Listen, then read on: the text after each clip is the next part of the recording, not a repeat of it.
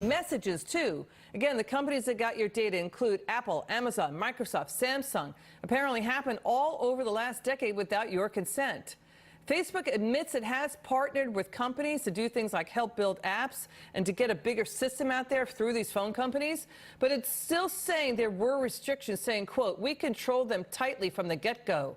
Facebook stock closing the day in the red, down less than 0.5%, though, not really taking hits. Again, from a story like this, let's bring in Kelsey Harkness from the Daily Signal and Democrat strategist Al Mater. Great to see you both.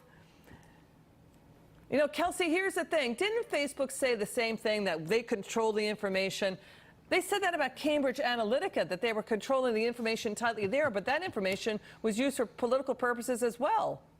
Well, hi, Liz. Thank you so much for having me. Look, I understand Americans' frustration when it comes to this question about what Facebook and other tech companies are doing with our private and personal data. But I also think we can't be naive here. We're all consenting adults, and when we use these platforms, it's a choice. And most of us are using them for free. So I think it's a little naive to think. I hear what you're saying, but I don't know if people, I don't even know if people understood the extent of it, though, Kelsey, right? It's pretty broad. I agree with you there. Yeah. I don't think Facebook has been transparent. I think they have an obligation to be more transparent with its customers. And I also think it's worth Facebook considering offering a version of its platform where consumers have a choice to pay for a version where their data will not be sold for profit. That's a good point. And, you know, Al, Apple CEO Tim Cook, Al, you've talked about this. Apple CEO Tim Cook was saying, you know, we are all about privacy, but it turns out Apple was getting the information too. Let's listen to Tim Cook. Well, Mark Zuckerberg, what would you do? What would I do? I wouldn't be in the situation. We're not going to traffic in your personal life. I think it's an invasion of privacy. I think it's privacy to us is a human right. It's a civil liberty. And something that is unique to America. You know, this is like freedom of speech and freedom of the press, and privacy is right up there for us. Well, you know, Apple has been pretty good along those lines, Al, but now they're involved in this too. Go ahead. Well, I would agree in part with your other guests, but here's the problem. The law is very clear. You have to tell people what you do. And if you don't do that, you can be subject to Federal Trade Commission enforcement. And it looks like, I don't know for sure, but it looks like Facebook may have told people one thing and done another thing. Apple has historically been very pro-privacy, even pushing at times for opt-in legislation on the Hill. So I would say, I would give Cook some credit there. But all of these tech companies give people notice, but it's buried beneath many layers of web pages. It's very convoluted and complex, and people actually don't really know what's going on. They could if they read it, but most people don't do that. That's a really important point you just made there, Al. Let's get to the Metoo movement. It changed the world forever, including the business world. Bill Clinton now defending his behavior amid the Metoo movement. Let's listen.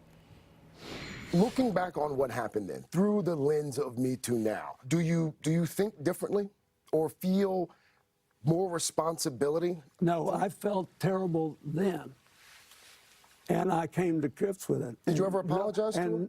No, yes, and nobody believes that I got out of that for free. I've never talked to her, but I did say publicly on more than one occasion that I was sorry. That's very different. The apology was public. I dealt with it 20 years ago plus, and the American people, 2/3 of them stayed with me, and I've tried to do a good job since then with my life and with my work. Okay, let's focus on Monica Lewinsky here, Kelsey. No private apology from Bill Clinton.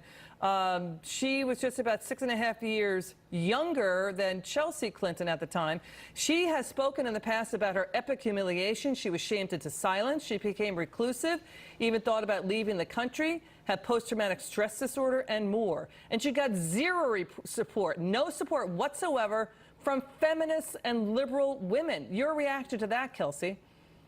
It's deeply hypocritical. Monica Lewinsky's name was dragged through the mud, and it's important to remember that this affair happened when Bill Clinton was president of the United States and she was an intern in the White House. That's very different from any of the conversations we're having about President Trump right now.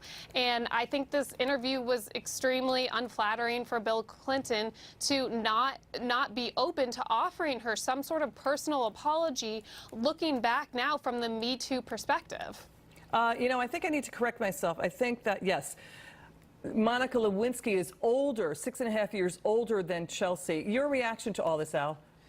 Well, I think Kelsey is right in the sense that there was a power inequity in the White House. But look, Bill Clinton's faced an awful lot of music for this. He has said he's sorry. And I don't like the way the right constantly equates his behavior with Donald Trump. They're just different.